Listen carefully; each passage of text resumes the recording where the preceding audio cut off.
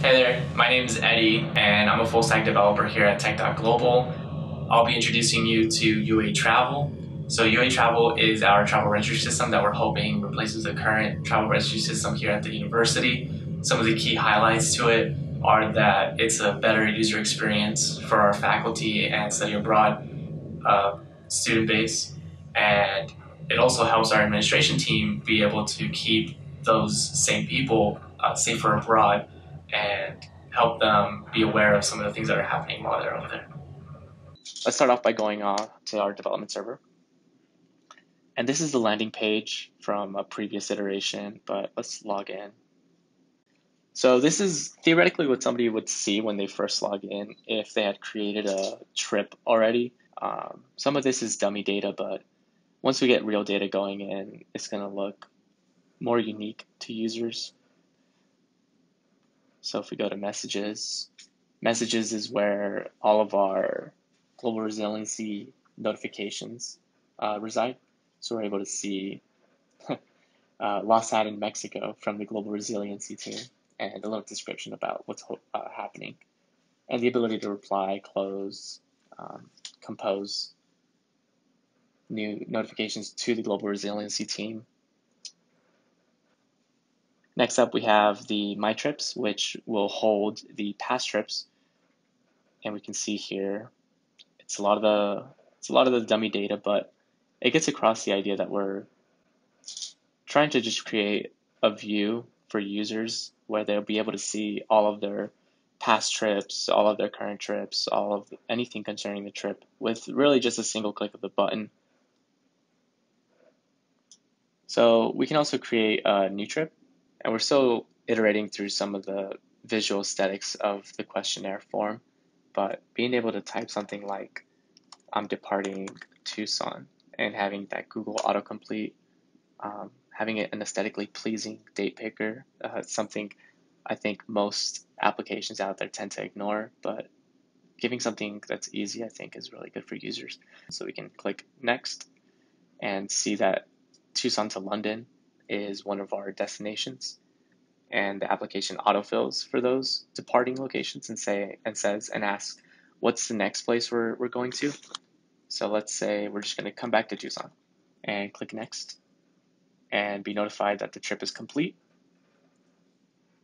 Go through some of the travel related questions. Each one of the trips have travel related questions. This portion is a little tedious, but it's a little unavoidable so that the administration side has a good idea of why you're traveling, some of the things that they should look out for in case they need to. Here's one of the features that we're hoping to implement further once we move forward is the ability to connect travelers with other travelers. So imagine the scenario where you're a faculty member and you're traveling to, let's say you're traveling to India, and you want to connect with other faculty members there in India. We could give you that ability to connect with those people if you so choose to.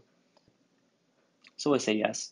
And at the very end of it, we should get a really quick summary of what it is that we're doing during the trip. So we can click finish, and we can see that that trip is now in our homepage.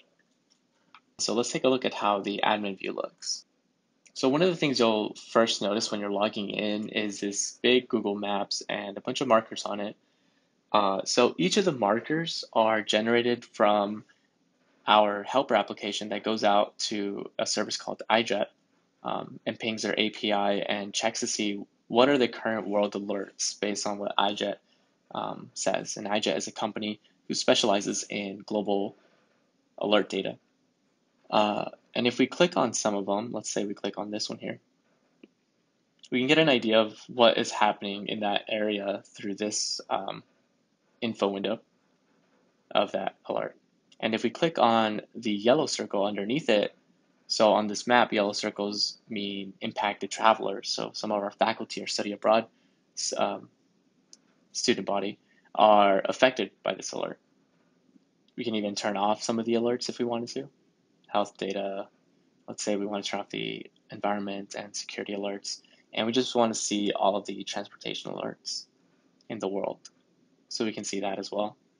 And from here, we can navigate over to active travelers and see all of our active travelers, who they are, where they're destinations are, our message center, uh, geolocator, some admin tools that would be kind of useful. So that's the admin side of UA travel. We're still working on some of the features, and we're hoping to get the UI UX from the traveler view onto the admin view. The admin view is a lot older than the traveler view, but once we get that ported over and we have design synchrony going on, um, we hope it's going to be really well for our admin people as well. So that was UA Travel. I hope you liked watching the video and listening to me talk about it a little bit. We're going to be rolling out a beta phase soon, so hopefully it fits the needs of our beta users and faculty. As we get feedback from them, we're going to be iterating on UA Travel so that we can hopefully help out the university a lot more as we progress. Bye.